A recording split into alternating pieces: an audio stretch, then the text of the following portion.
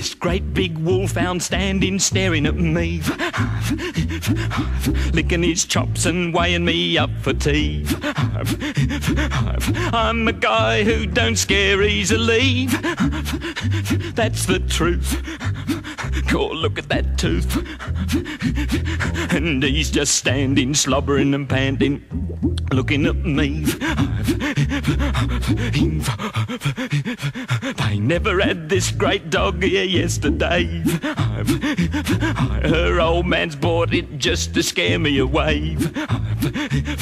I'll bet he's in there laughing, shouting hooray, and I'm scared to death. And puppy dog's breath is coming faster, it's gonna be disaster. I daren't run away. Her dad's got a right to object to the way I dress, I guess, but to buy a huge pup to